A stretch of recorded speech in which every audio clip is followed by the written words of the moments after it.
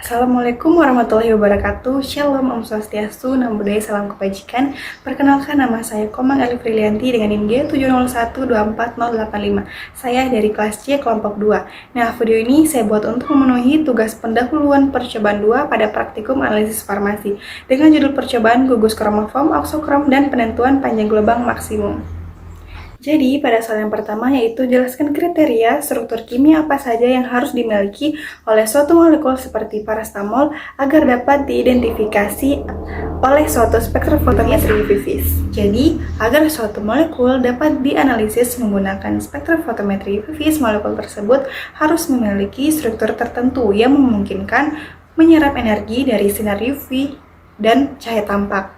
Nah, struktur yang diperlukan antara lain yang pertama yaitu memiliki ikatan rangkap dan pasangan elektron yang bebas. Yang kedua yaitu mengandung sistem terkonjugasi, yaitu ikatan rangkap yang berselang-seling dengan ikatan tunggal. Yang ketiga yaitu memungkinkan terjadinya transisi elektron seperti V ke V yang umumnya ada pada ikatan rangkap terkonjugasi, kemudian N ke V pada gugus dengan pasangan elektron bebas seperti oksigen dan juga nitrogen. Seperti contoh, paracetamol memiliki cincin aromatik gugus hidroksil, gugus amida. Nah, struktur ini memungkinkan paracetamol dapat menyerap sinar UV sehingga dapat diidentifikasi dan diukur menggunakan spektrofotometri UV-Vis.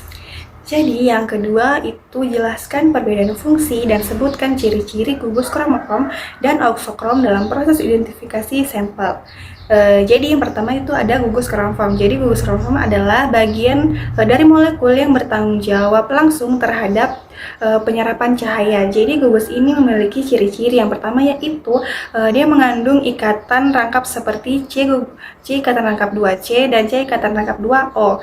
Yang kedua yaitu memiliki sistem elektron dan dapat menentukan posisi panjang gelombang maksimum. Contohnya seperti cincin aromatik dan juga karbonil. Kemudian yang kedua itu gugus oksokrom. Gugus oksokrom adalah gugus yang tidak menyerap kuat sendiri tetapi dapat mempengaruhi kromofor. Ciri-ciri dari oksokrom yang pertama memiliki pasangan elektron bebas, dapat berikatan dengan kromofor yang menyebabkan peningkatan intensitas serapan pergeseran panjang gelombang. Nah, contohnya ini ada min OH dan min NH.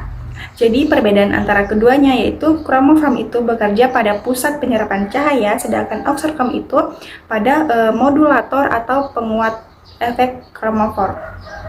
Kemudian pada soal yang ketiga yaitu jelaskan bagaimana spektrofotometri mengidentifikasi perubahan struktur setelah penambahan NaOH pada sampel melalui fenomena pergeseran panjang gelombang ke arah yang lebih besar.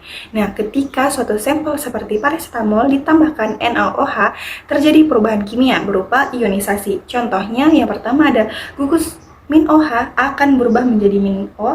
Perubahan ini menyebabkan bertambahnya delokalisasi elektron, sistem konjugasi menjadi lebih panjang. Akibatnya, energi yang dibutuhkan untuk transisi elektron menjadi lebih kecil. Kemudian panjang gelombang serapan menjadi lebih besar. Fenomena ini disebut dengan pergeseran batokromik atau redshift, yaitu pergeseran spektrum ke arah panjang gelombang yang lebih besar. Dengan demikian, spektrofotometer dapat mengidentifikasi perubahan struktur melalui perubahan panjang gelombang maksimum. Yang keempat yaitu mengapa setiap gugus fungsi atau molekul memiliki panjang gelombang maksimum yang spesifik.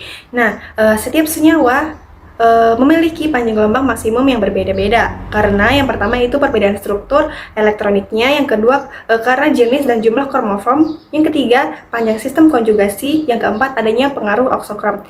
Nah, semakin panjang sistem konjugasi maka energi transisi akan semakin kecil dan panjang gelombang akan semakin besar. Oleh karena itu panjang gelombang maksimum dapat dianggap sebagai ciri khas atau identitas dari suatu senyawa seperti sidik jari dalam analisis kimia. Nah, pada soal yang terakhir atau yang kelima yaitu berdasarkan prinsip hukum Lambert-Beer, jelaskan mengapa pengukuran kadar suatu sampel harus dilakukan pada panjang gelombang maksimum.